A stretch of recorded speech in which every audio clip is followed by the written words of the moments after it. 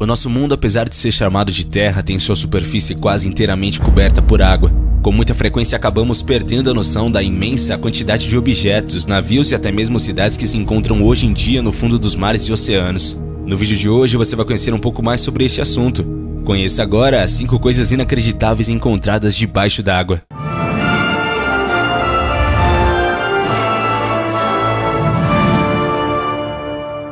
Toneladas de prata. De acordo com a Discovery News, um grupo de exploradores submarinos resgatou do fundo do mar 48 toneladas em barras de prata que haviam afundado com o cargueiro britânico SS Gearzopa, no Atlântico Norte. A expedição liderada pela companhia Odyssey Marine Exploration, especializada em explorar o fundo do mar em busca de tesouros perdidos, trouxe à superfície 1.203 barras de prata, o equivalente a 43% do total, transformando a missão no maior resgate de metais preciosos já realizado no mundo. Segundo a publicação, o Gearzopa foi afundado por um navio alemão durante a Segunda Guerra Mundial em 1941. Na época, como a carga havia sido assegurada através de um programa oferecido pelo governo britânico e que cobria riscos de guerra, os proprietários receberam uma indenização e o governo passou a ser o proprietário da carga naufragada. O navio foi localizado através do uso de um sistema de sonar, encontrando-se a aproximadamente 4.700 metros de profundidade em águas internacionais a quase 500 quilômetros da costa da Irlanda. A Odyssey foi contratada pelo governo britânico através de uma licitação e deveria embolsar 80% do valor líquido correspondente aos objetos resgatados. Máquina de Anticythera. No início do século XX, o mergulhador encontrou uma embarcação naufragada próximo à ilha de Anticythera, ao sul da Grécia. Além de diversas estátuas, joias, louças móveis e até vinho, o que chamou mesmo a atenção foram pedaços de bronze esverdeados, pelo tempo que compunham um mecanismo analógico bastante complexo. Durante muito tempo, esses requisitos de tecnologia de 2000 anos atrás permaneceram um grande mistério para os pesquisadores. Mas, recentemente, esse cenário começou a mudar. E hoje acredita-se que aquelas peças encontradas fazem parte do mais antigo computador de que temos notícia.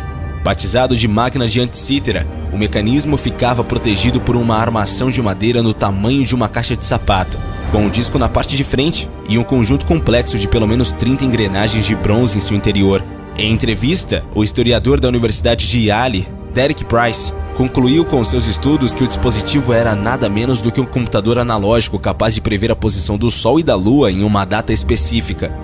Novas análises não apenas reforçaram a teoria de Price, como também demonstraram que esse computador dos gregos antigos era muito mais impressionante do que se pensava. Novas imagens criadas pelo curador de engenharia mecânica do Museu de Ciências de Londres, com uma técnica de detalhes de raio-x, conhecida como tomografia linear, foram analisadas pelo cientista da computação Alan Brunley, e com isso a dupla chegou à conclusão de que Price estava equivocado em diversos aspectos de sua análise. Para começar, o historiador parece ter ignorado propositalmente o número de dentes de algumas engrenagens, com o propósito de fazer com que os movimentos dessa peça pudessem atender às necessidades do cálculo astronômico previsto por Price. A análise antiga também indicava a existência de um mecanismo reverso que faria com que algumas engrenagens girassem em direção específica. Em outras palavras, o cientista foi seletivo demais nas evidências que encontrou. A nova dupla de pesquisadores acredita que uma engrenagem central e fixa eliminava a existência desse mecanismo reverso sugerido por Price. E mais do que isso, os novos estudos indicam que a máquina de Anticythera foi especificamente desenvolvida para modelar uma forma muito particular de um movimento epicíclico. Os gregos daquela época acreditavam que a Terra era o centro do universo e que estava rodeado de corpos celestes que se movimentavam em epiciclos, com cada astro traçando um círculo ao redor de um ponto que se move ao redor da Terra.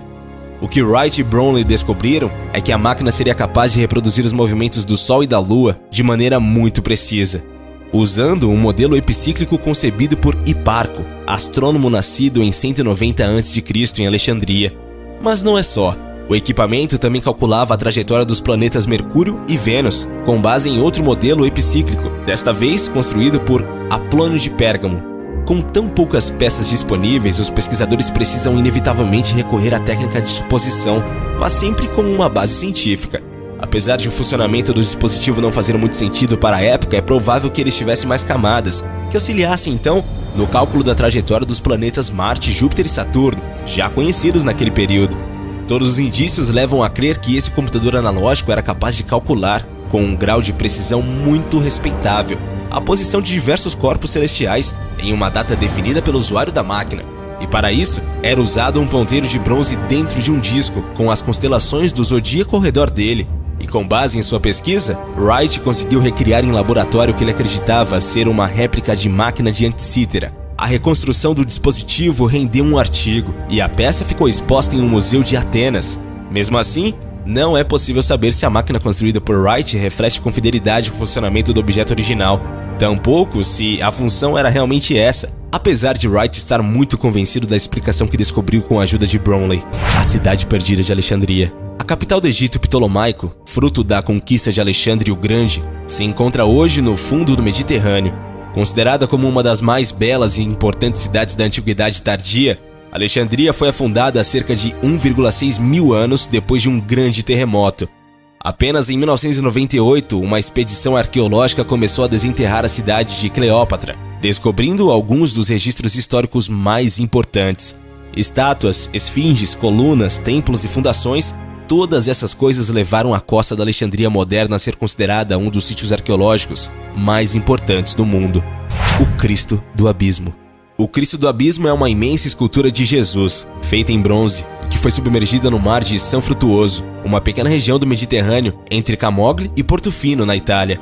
A estátua de 2,5 metros de altura foi afundada em 1954 em uma profundidade de 17 metros. A obra foi criada por Guido Galetti, e o seu estranho local de repouso foi escolhido por marcar o ponto onde o primeiro mergulhador italiano morreu.